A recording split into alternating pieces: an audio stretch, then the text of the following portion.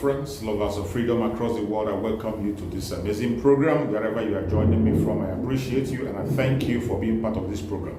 Please like and share the program on your platform. Share to family and friends. Share to everyone that is close to you so that they can be part of this very platform and be able to send information across. Fellow Biafrans and people of the world, viewers across the world, in this very platform, we do not come here to instigate violence. We do not come here to preach hate. We don't come here for saga or to attack any individual. What we do in this platform is to send information across to the world on the true situation of things in Biafra land and in the contraption called Nigeria. There are so many things that are not being taken note of. There are so many things that are happening that are being told in a different form. In this platform, we bring those information to your doorstep and tell you exactly how things are. There are certain videos that you might not be able to come across on the media. Some videos that are hidden from the eyes of the people, we bring them out and share it through the social media so that the world will be aware of what is going on in the contraption called Nigeria. I welcome every one of you, and I'm going to share a very important information as we speak. I want you to watch this video from the beginning to end. You will understand what we are talking about. So many things that you can't see online. You are going to see it here. So, listen to this very video from the beginning to end, and I bet you're going to enjoy it. Let us watch it together and see. So we have a lot to do.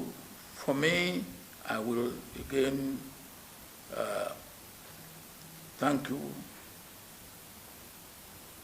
for coming. I believe what you are doing is very important. We should never stop looking at our system. But let us look at ourselves. We have to reposition ourselves. And the harm that we are doing to ourselves in Nigeria, we are not doing to Nigeria alone. We are doing to West Africa. We are doing to Africa. And we are doing to the black race all over the world. Because God doesn't make a mistake. We have the largest concentration of black people in the world in this small land area called Nigeria. And if the black man will make it, it has to be Nigeria leading the black man for making it. To the extent that we are not making it, we are disappointing ourselves. We are disappointing our region of West Africa. We are disappointing our continent of Africa. And we are disappointing the black man everywhere in the world. They look up to us. If God has put the largest concentration of black men here, God expects something better than what we are doing. So, I'm all with you, but let us to go about it the right way. The right way meaning let us look at ourselves. It can't go on the way it's going on. And the youth, whatever we may say to them or do to them, what they are demanding is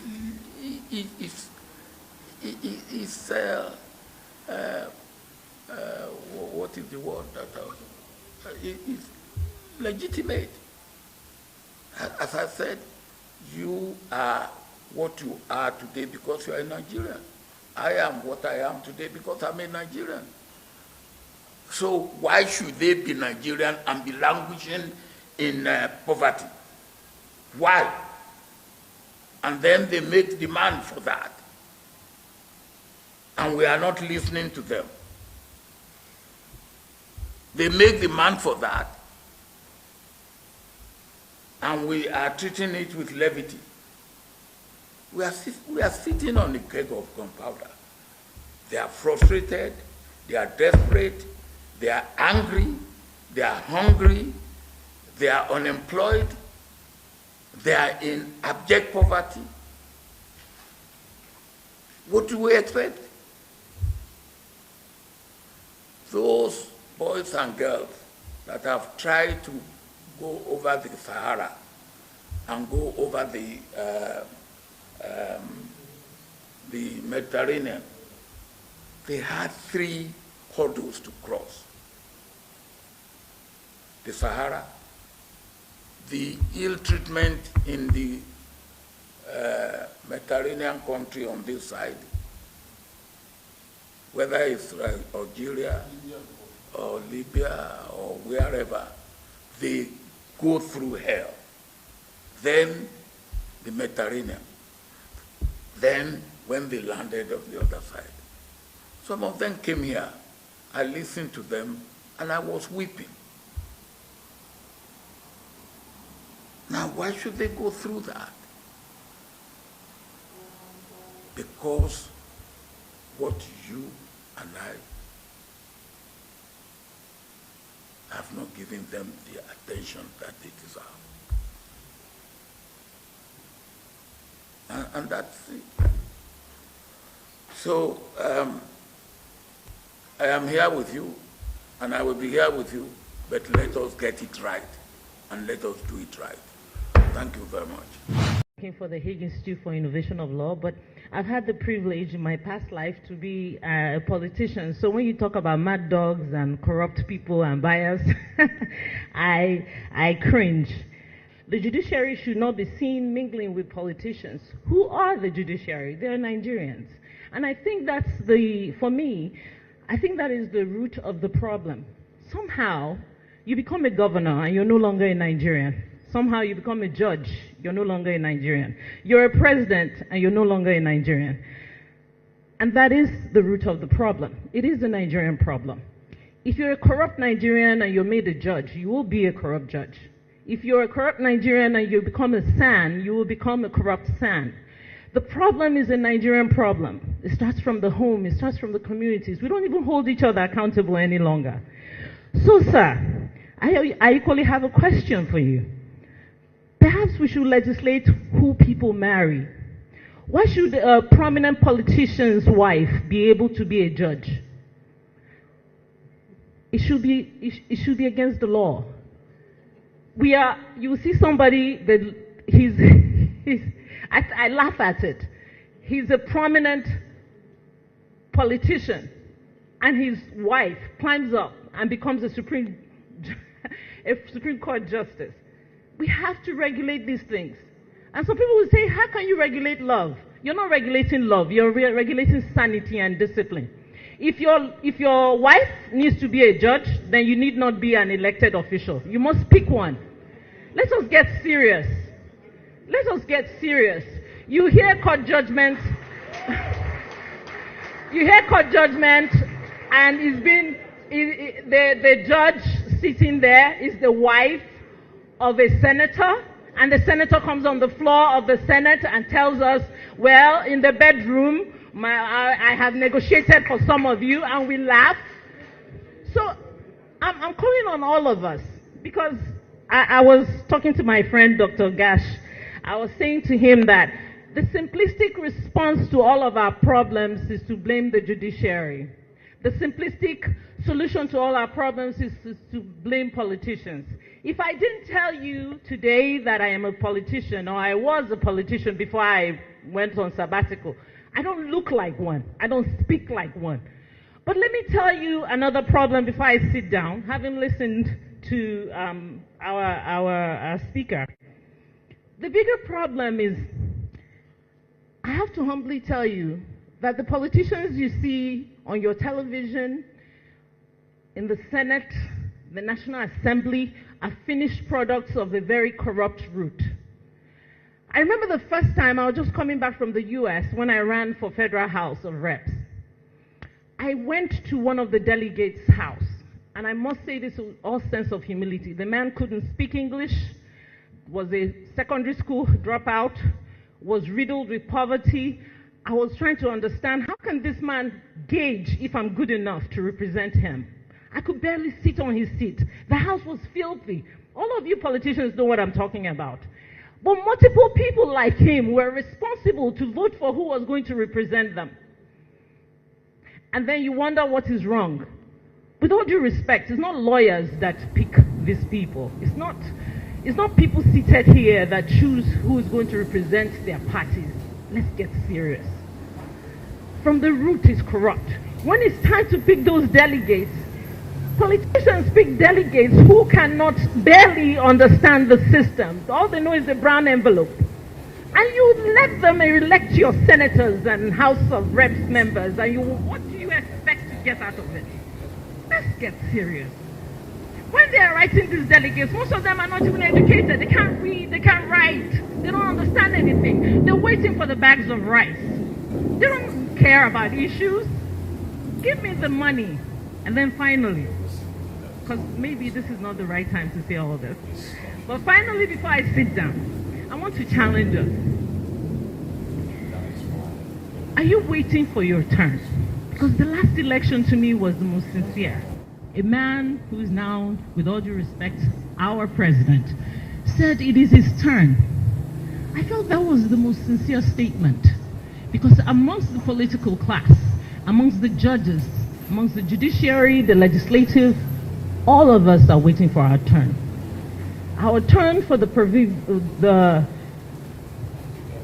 embarrassingly reality that we are left to cater to ourselves. The very nature of the Nigerian state is what is creating the electoral rot. Every Nigerian is taking care of themselves. So when you are elected, when you're looking for office, you're looking for a means to take care of yourself. Pay school fees, pay for your electricity, pay for water, pay for the road, pay for everything. Even your security you pay for. So tell me, how can you elect me and expect me, who is coming for my own slice of the national cake, to protect yours? The problem is all of us sitting here and those sitting out there. It may be simple to hold the judiciary responsible, but what I hold them responsible for, with all due respect, is before you became a judge, you were a Nigerian. And sir, because you're the governor we're seeing, you were once a governor, and now you are the chairman of the ruling party. Before all of that, you were a Nigerian. Let's think about Nigeria first. Thank you very much. Because what I am saying on Abumanyamini, our people are lame. They are weak. I am struggling to count how many men there are in Biafra land. There are no more men left. Weak, docile, and imbecilic. Weak. I don't know how we can take such people to war. I don't know how we can take men who are not men into battle and win. I am ashamed. Very, very ashamed. Nonetheless, we must preach this very gospel because man did not ask us to come. Chukwa Biama in heaven mandated that we should come. If not, that I was called to do this very work, I will not speak to any of you anymore. But Chukwa Biama said this very gospel must be preached, and we must preach it. I have prayed since yesterday up until now. My request is very simple. The same prayer I made in secret, I will make out here in the open. Chukwa Biama Biko,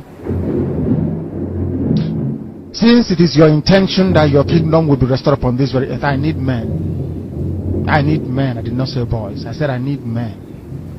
Those of them that you created to restore your kingdom, they should come forward now, not tomorrow, not next year. Chukwa Biama. You must bring them now. I did not say tomorrow. Because the insult is too much. It is beyond what any human being can endure. We want to go and get Biafra, or we die in the process, because we are better off dead than witness some of this nonsense going on.